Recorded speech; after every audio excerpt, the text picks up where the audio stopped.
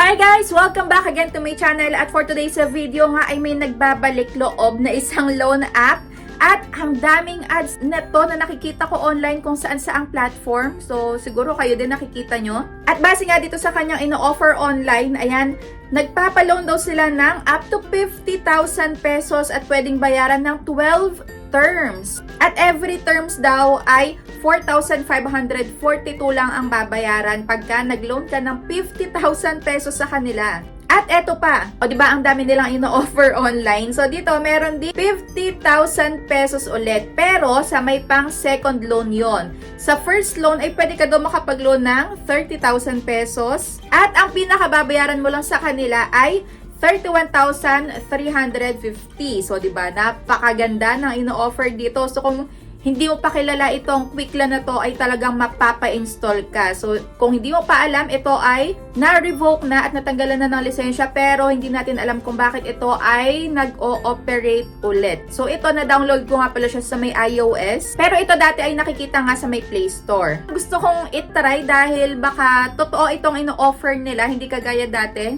na sobrang laki nga ng service fee nila, tapos ang laki din ng tubo. Plus, ayan, talagang dito legit na may harassment kang matatanggap at kung ano-anong mga pananakot sa may text. Kaya ayun, na-intriga ako dito sa mga ino-offer nila, kaya susubukan ko muna wag na wag kayong mag-i-install.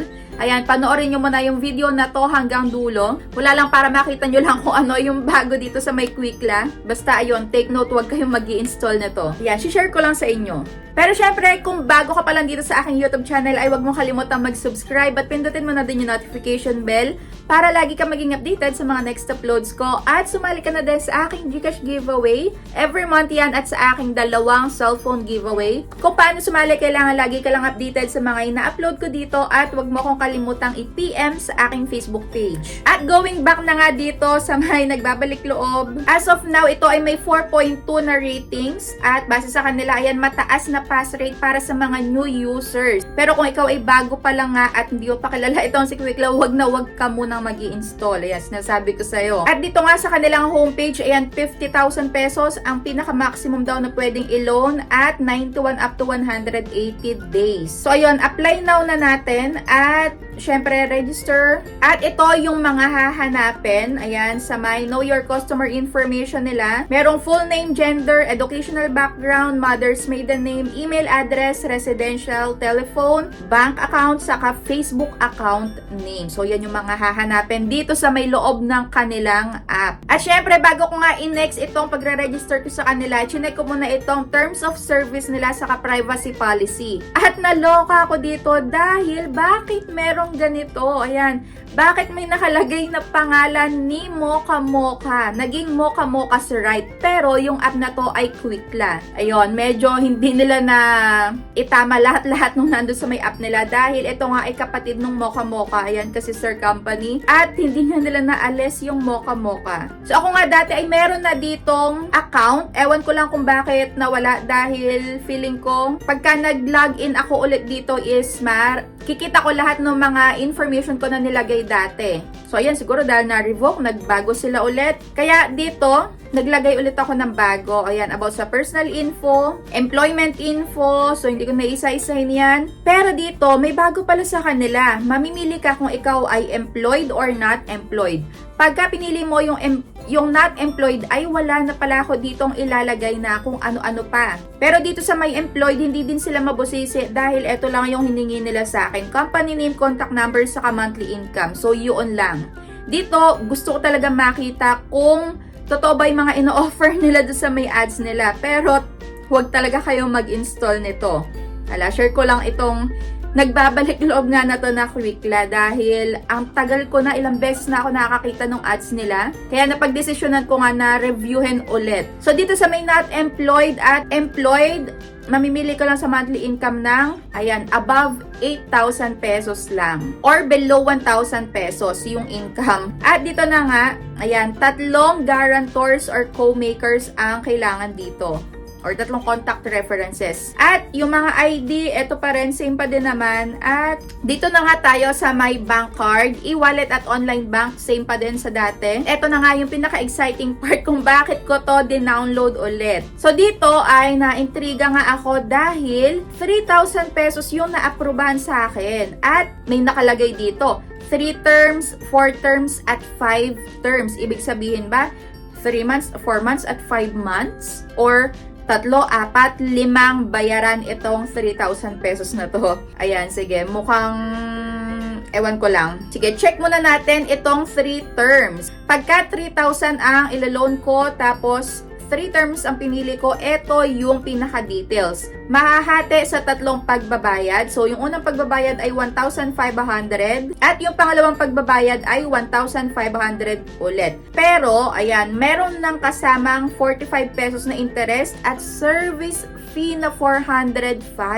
So, ito yung mga babayaran ko. At ito naman yung 4 terms. Ayan, 500 sa una, pangalawa at pangatlong pagbabayad. Pero may mga madadagdag nga na 22.5 saka 202.5. Ayan, malaki pa din. At ito naman yung 5 terms. 375 na hati-hati. At yung mga last na pagbabayad dito ay mawe-waive na daw pagka nabayaran na yung mga previous nga na terms.